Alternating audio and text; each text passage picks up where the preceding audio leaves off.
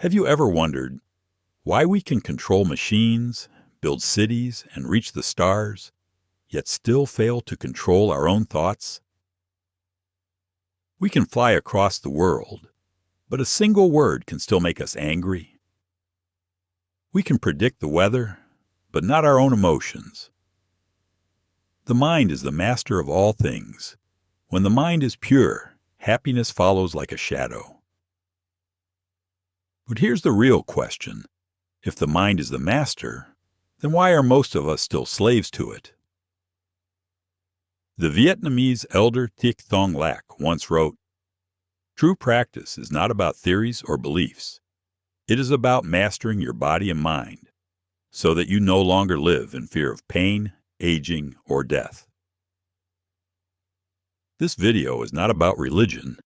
It's about a practical training in awareness, a way to retrain the mind from chaos to calm, from reaction to wisdom. So, are you ready to challenge the one thing you've never truly mastered, your own mind? Part 2. The Human Condition. We live in an age of great progress, but also of great confusion. We have faster cars, smarter phones, and endless choices. Yet inside, many feel lost, anxious, and tired. We have learned how to build powerful machines, but not how to quiet a restless mind. Every day, people wake up with heavy thoughts, worries about work, money, relationships, the future. Even when life looks successful, the mind still keeps whispering, something is missing.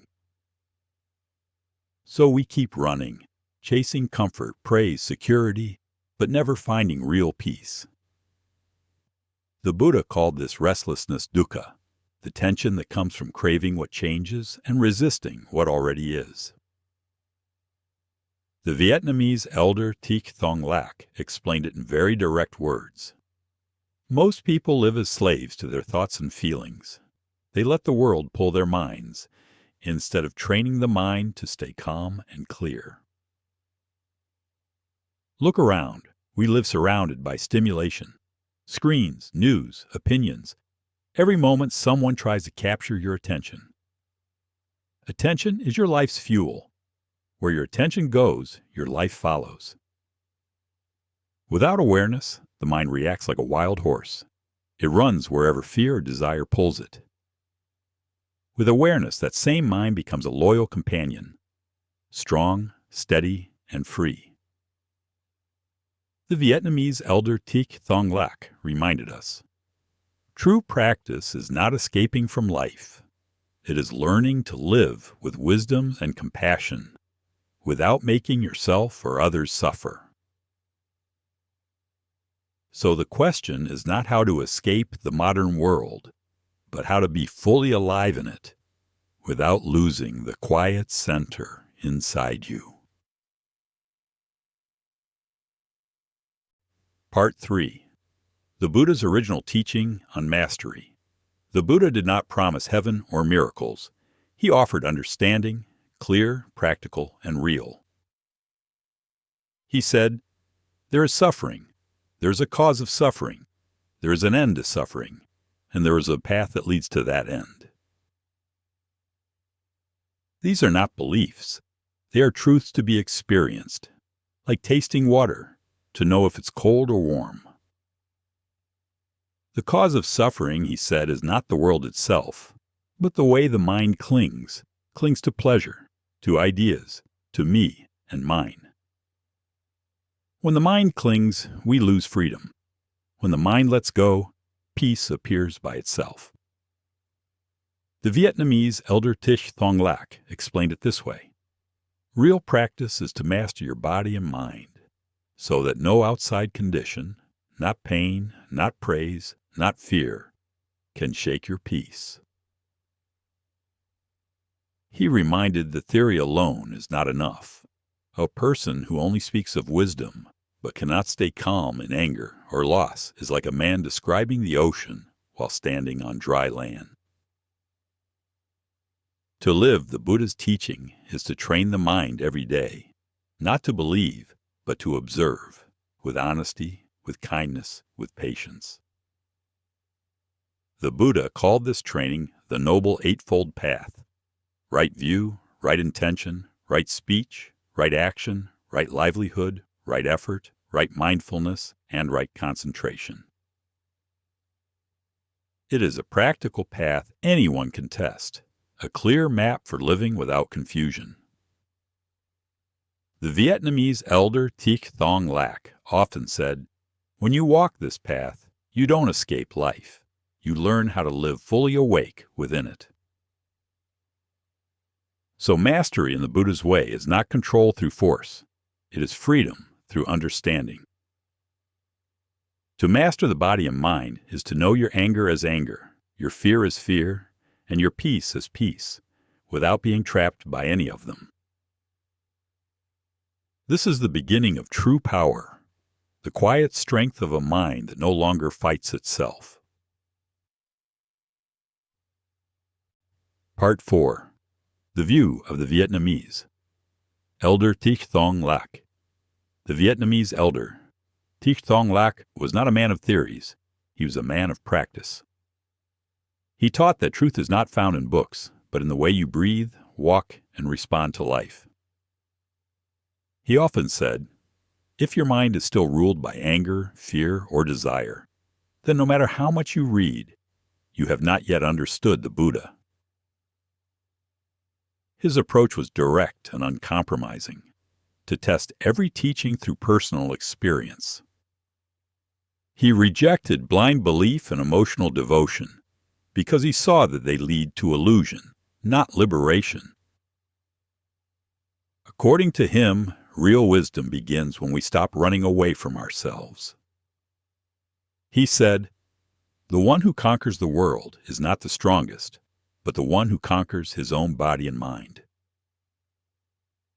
To the elder, mastery was not a mystical power. It was a skill, trained through mindful discipline. He described two kinds of people: those who live under the command of their emotions, and those who live by the clarity of awareness. Most people, he said, are like a boat on stormy waters, pushed by waves of desire, pulled by winds of fear. Only when they drop the anchor of mindfulness does the boat finally become still. He often warned that intellectual understanding without practice is like a blind man talking about colors. You can memorize 1,000 teachings, but if your heart still burns with anger, you have not taken even one true step on the path. The Vietnamese elder Thich Thong Lac devoted his life to restoring the original spirit of the Buddha's path, a way of training where peace is the proof of truth. He said, "You do not need to escape to another world. Heaven and hell are right here, created by your own thoughts, words, and actions." This teaching is both ancient and modern. It speaks directly to our age of anxiety. We spend so much time trying to control the outer world, yet so little time learning to master the inner one. The elder taught that true healing begins when we stop fighting what is happening and start observing it with calm awareness. He encouraged a simple daily discipline to pause, breathe, and remind yourself, "I will not make myself suffer, and I will not make others suffer." This, he said, is the real essence of Buddhist practice. Not chanting, not praying, not waiting for another life, but transforming this very moment through understanding and compassion. The Vietnamese elder Thich Thong Lac summarized it beautifully. To master body and mind is to end the slavery of fear and desire. When you can sit still in the middle of chaos, you have already found a quiet freedom within. Part 5. What it means to master attention and mind. To master attention and mind is not to control every thought. It is to see every thought clearly. It is not about becoming perfect, but becoming aware. When awareness is weak, the mind reacts automatically, like a computer running old programs. But when awareness is strong, you can pause and choose. That pause, that moment of choice, is the seed of freedom. The Vietnamese elder Thich Thong Lac taught that mastery begins when we no longer let emotions command our body or mind. He said, "If you can stop anger before it turns into words, if you can stop fear before it controls your breath, then you have begun to master yourself." Awareness is like light. When light shines, darkness disappears. When awareness shines, confusion cannot survive. So the question is not, how do I stop my emotions? The question is, can I stay conscious while emotions arise? Imagine two people stuck in traffic. One gets angry, honks, and curses. The other takes a deep breath, watches the anger rise, and lets it pass like a wave. Both face the same world, but only one lives in peace. That is the power of mindful mastery, not to change the world, but to change the way the world touches your mind. The Vietnamese elder Thich Thong Lac explained that awareness is like training a wild horse. At first, it resists, fights, and runs. But with patience, kindness, and discipline, the horse begins to listen. In the same way, your mind learns to obey awareness, not by force, but by understanding. He said, "When body and mind obey wisdom, suffering ends naturally, like a storm fading when the wind stops blowing." To master attention and mind, you don't need to escape life. You need to meet life fully, awake, calm, and unshaken. That is the silent victory the Buddha pointed to. The victory of peace over reaction, clarity over confusion, and wisdom over fear. Part 6. Practicing Mastery of Body and Mind. As the early teachings make clear, the mind shapes our entire life. So the real question is, how do we train this craftsman? The Vietnamese elder Thich Thong Lac taught that mastering the body and mind is not a mystical act, but a daily discipline of awareness. He said, "True practice is not in temples or theories. It is in every breath, every movement, every choice." So let us explore 3 ways to bring this mastery into daily life. 1. The breath, returning home. The breath is your anchor. It is always here, quietly keeping you alive. Sit or stand, it doesn't matter. Just notice the air entering and leaving. You don't have to change it. You just have to see it. Each time your mind wanders, gently bring it back, again and again. This simple act builds inner strength. It trains the mind to stay where life actually happens, in the present. 2. The mind, watching, without judging. When emotions rise, don't fight them. Don't label them good or bad. Just recognize them as they are. When anger appears, say softly, "Anger is here." When fear comes, say, "Fear is here." That moment of recognition is the beginning of freedom. The Vietnamese elder Thich Thong Lac said, "Awareness doesn't destroy emotions. It transforms them, like sunlight melting ice." To master the mind is not to suppress it, but to see it clearly, until clarity itself brings peace. 3. Daily intention, living awake. Every morning before the day begins, pause for 1 breath and remind yourself, "Today I will not make myself suffer, and I will not make others suffer." This gentle promise plants a seed. Throughout the day, it grows into mindfulness in the way you speak, act, and think. As the Vietnamese elder Thich Thong Lac explained, When awareness leads every action, life itself becomes meditation. Practicing mastery does not mean perfection. It means presence. Each breath, each thought, each pause is a chance to return home to yourself. Over time, this quiet training turns storms into stillness and fear into freedom. That is the living proof of what it means to master the body and mind. Part 7. Philosophical Conclusion. Freedom through understanding. When the Buddha discovered the truth, he did not found a belief system. He pointed to a natural law. Freedom, in this sense, is not doing whatever you want. It is not being controlled by whatever happens. Everything that rises also fades.